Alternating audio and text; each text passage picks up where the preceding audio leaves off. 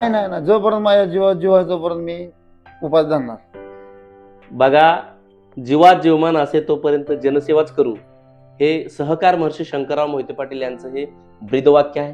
खरं तर अकलूजच्या मातीमध्ये सहकार महर्षी शंकरराव मोहिते पाटील यांनी ही समतेची बुद्ध शिव फुले शाहू आंबेडकर अण्णाभाऊ डॉक्टर कलाम यांची विचाराची नांदी खरं तर रुजवले. आणि या अकलूजच्या मातीमध्येच सुरेशभाऊ गंभीरे यांच्यासारखे समतेचे सर्व धर्माला मानणारे समाजसेवक आहे. त्यामुळं आपल्या देशामध्ये आजही हिंदू मुस्लिम एकता हे आपल्याला दिसून येते. खरं तर नमस्कार, टॉक 18 मराठीमध्ये आपल्या सर्वांचं स्वागत आहे. आज आपण माळशिरस तालुक्यातील अकलूज येथे आहोत आणि हा कंटेंट बनवण्याचं कारण एकच आहे की सध्या रमजानचा पवित्र महिना चालू आहे आणि या रमजानच्या पवित्र महिन्यामध्ये अकलूज येथील सामाजिक कार्यकर्ते जे की मराठा समाजाचे असून गेले 32 वर्ष या पवित्र रमजान मधले ते रोजे ठेवतात. आता उद्या रमजान ईद आहे आणि त्यांनी महिनाभर रोजे ठेवलेले आहेत. खरं तर त्यांचं नाव आहे सुरेशभाऊ गंभीरे. अकलूजच्या चळवळीमध्ये अकलूजच्या सामाजिक कामामध्ये नेहमीच अग्रेसर असणारे सुरेशभाऊ गंभीरे यांच्याबरोबर आपण चर्चा करतोय. खरं तर रोजा कोण ठेवतं? खरं तर मुस्लिम समाजामध्ये धर्मानुसार या पवित्र महिन्यामध्ये संपूर्ण मुस्लिम समाज हे रोजे ठेवतो आणि खरं तर हे मुस्लिमांनीच ठेवायचे का, याला सोलापूर जिल्ह्यातील अकलूज येथे खरं तर छेद देण्यात आलेला आहे. आपल्या मराठा समाजाचे सुरेशभाऊ गंभीरे हे 32 वर्ष रोजा ठेवतात. खरं तर आज जर देशाची परिस्थिती बघितली तर हिंदू मुस्लिम तणाव किंवा पुतळ्यांचं विटंबना आणि ह्याच्यामध्ये सामाजिक ध्रुवीकरण करायचं आणि जाती जातीमध्ये काही क्लिष्ट लोक भांडणं लावतात आणि धर्माच्या नावावर आपलं राजकारण आपलं पोट भरतात. तर इथं अकलूजमध्ये सुरेश भाऊ यांच्या माध्यमातून हे रोजे 32 वर्ष भाऊ धरतात. प्रथमतः टॉक 18 मराठीमध्ये भाऊ तुमचं सहर्ष. सुरेश भाऊ बरोबर चर्चा करत असताना सुरेश भाऊ यांना भाऊ पहिला प्रश्न आहे की आपण मराठा समाजाचे आहात, हिंदू धर्माचे आहात, परंतु तुम्ही गेली 32 वर्ष या पवित्र रोजाचे उपवास पकडता. म्हणजे काय रोजे ठेवण्यामागची प्रेरणा काय आहे? तुम्हाला हे कुणी सांगितलं? कसं झालं माहिती का पत्रकार साहेब, लहानपणापासून माझा जन्मच जुन्या स्टँडपाशी झालेला आहे आणि आमच्या वडिलांचे बागवानांचे मुस्लिम समाजाचे संबंध पहिल्यापासून पाक भावाभावासारखी मैत्री घेत आहेत. त्याच्यामुळं ती आमचं त्यांचं एवढं जवळचं नातं झालं, एवढं वडिलापासून चालत आलेलं आहे की तेव्हापासून जे मी उपास धरतो ते आजपर्यंत मी उपास धरत आलेलो आहे. खरं तर तुम्ही सामाजिक चळवळीमध्ये काम करता आणि सगळ्या जाती धर्माचे कार्यकर्ते नेतेगण तुमच्याबरोबर. हो हो. असं तुम्हाला वाटत नाही का बाबा आपण रोजा धरतो किंवा आपल्यामधली समाजामधली काही लोक असतात, अरे तू रोजा धरतोय वगैरे वगैरे, अशी काय तुम्हाला ह्याच्यावरती टीका टिप्पणी वगैरे होती का? झाली ना, भरपूर झाली टीका टिप्पणी माझ्यावर भरपूर झाली. ते मी सण बी केली. मी काय त्यांना उत्तर तुम्ही काय दिलं? उत्तर त्यांना मी दिलं. त्याला म्हणलं अरे तुम्ही मला आज नाव ठेवताल, परत काही दिवसांनी तुम्हीच परत म्हणताल अरे तू करतोय ती चांगलं करतोय. माझ्याकडे अशी टिप्पा टिप्पणी पहिली भरपूर झालेली आहे. दादा तू कुठल्या जातीचा आहे, तू काय करतोय, तुला शोभतोय का, असं तसं भरपूर मला बोलली लोक. पण मी त्याच्याकडे दुर्लक्ष केलं का, तर मी रमजान महिना एवढा पवित्र आहे की मला माहित की किती पवित्र आहे ती, त्यामुळे मी ती उपास मी पहिल्यापासून धरतो. खरं तर आपल्या हिंदू धर्मातील चाली रीती परंपरा ह्या वेगळ्या आहेत. त्या मंदिरामध्ये जाणं किंवा आपले सण धर्म उत्सव हे वेगळे असतात आणि इतर धर्माचे सुद्धा वेगळे असतात. मग हे करत असताना तुमच्या कुटुंबामध्ये हा विरोध वगैरे झाला का कधी? विरोध माझ्या कुटुंबाचा आजपर्यंत कवा झाला, पण आज 32 वर्ष झालं की मला अभिमान वाटतो की माझी आई मला 3:45ला झोपेतनं उठवते, ए उठ उपास धराचा टायमिंग झालाय. माझी मंडळी मला उठवते, पण मंडळीपेक्षा माझी आई मला पहिल्यापासून उपास धरायला उठवते. आणि विषय म्हणजे आज रमजान महिन्याचा हे आहे, उद्या ईद आहे, तर माझी मंडळी पहाटे उठून शिरकुंबा गुलगुले भजे, तुमच्या घरात पण केलं जातं शिरकुंबा गुलगुले भजे करून पहाटे 5 वाजता फात्या द्यायला मशिदीत नमाज झाल्यानंतर देते ती आजान झाल्यानंतर, तर तिथं फात्या द्यायला माझ्या काजी गल्लीत बी असतं आणि बागून गल्लीत बी असतं.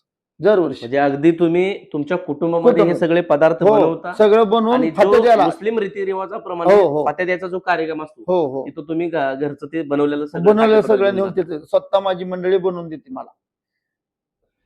हे 32 वर्ष करत असताना आता कुटुंबामध्ये तुमच्या कोण कोण असते? मी आहे, आई आहे, मंडळी आहे, 2 पोरं आहेत, भाऊ आहेत, भाऊजाई आहे, तुम्ही बहीण असं आहे. कधी त्यांना बर्डन टाकलं बाबा मी धरतोय तर तुम्ही रोजेदार असं कधी नाही, नाही, कवा देखील नाही. त्यांच्यावर नाही, ती उलट त्यांना अभिमान वाटतो की आपला भाऊ धरतोय. नाही. हो.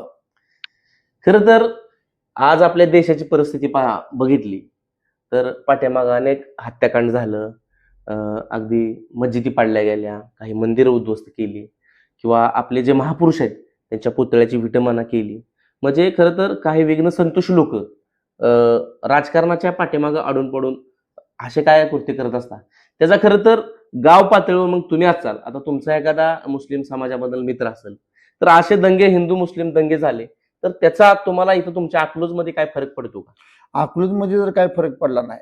ज्या वेळेस आपली रामनवमीची मिरवणूक निघते त्यावेळेस बागवान गल्लीमधली माझी मित्र कंपनी मुस्लिम समाजाची आपल्या रामाचं जी स्वागत करते ती त्या मशिदीसमोर असं ती कमीत कमी 10 वर्ष झालं चालू करत झाले. नाजिम खान आहे, अनवर बागवान आहे, आरिफ तांबोळे आहेत, हो, मुन्ना चौधरी आहेत. ही जी लोक आहेत का नाही, ज्यावेळेस आपली रामनवमी जी निघते मारुतीच्या मंदिरापासून ती मशिदी पेशी आल्यानंतर आपल्या फुलांना स्वागत करते रामाचं. आता 32 वर्षाचा हा प्रवास आहे. हा. तुमचं आयुष्य अजून खूप पुढे चांगलं आहे. काय थांबायचा वगैरे विचार केलाय का? रोजे थांबवणार वगैरे आहे? नाही, नाही, नाही, जोपर्यंत माझ्या जीवा जोपर्यंत मी उपास धरणार. बघा, जीवात जीवमान असे तोपर्यंत जनसेवाच करू, हे सहकार महर्षी शंकरराव मोहिते पाटील यांचं हे ब्रीदवाक्य आहे.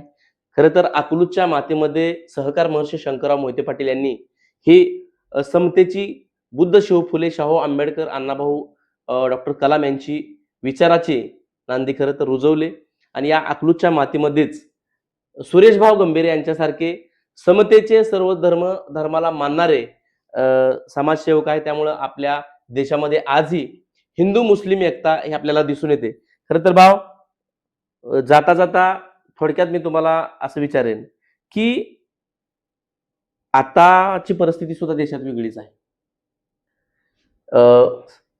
केंद्र सरकार राज्य सरकार बदलल्यानंतर वेगळ्या वेगळ्या विचाराचे सरकार आल्यानंतर देशामध्ये धार्मिक तेढ वाढला जातो आणि सोशल मीडियावरती पोस्ट केले जातात, तू असा आहे, आमका आहे, तमका आहे, किंवा आपल्या महापुरुषावरती टीका केली जाते. काय अशा लोकांना तुम्ही काय संदेश देणार? अशा लोकांकडे दुर्लक्ष केलेलं आहे चांगलं.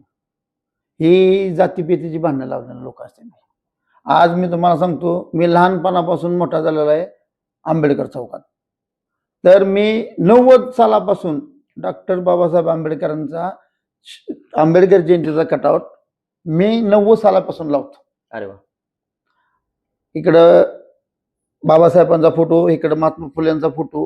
का तर 11 तारखेला महात्मा फुले जयंती असते, 14 तारखेला बाबासाहेबांची जयंती असते. हो, तर ही कार्यक्रम मी दरवर्षी कटआउट लावून करतो 90 सालापासून. नक्कीच. आणि मोठ्या अक्षरात जय भीम लिहून. का तर माझं लहानपणच सगळ्या लोकात गेलेलं आहे. सगळ्या लोकांचे माझे संबंध आहेत. मराठा समाजाचे असलेले अकलूज येथील सुरेशभाऊ गंभीर हे मुस्लिम समाजामध्ये लहानपणापासूनच त्यांचं बालपण गेलेलं आहे. तिथंच आंबेडकर नगर मध्ये बौद्ध समाजाचे अनेक त्यांचा मित्र परिवार आहे आणि सुरेशभाऊ गंभीर म्हटलं का नेहमीच सर्व जाती धर्मामध्ये मिसळणारा कार्यकर्ता म्हणून त्यांची आज ओळख आहे. ते पवार साहेबांच्या राष्ट्रवादीचे अकलूज शहराचे अध्यक्ष आहेत.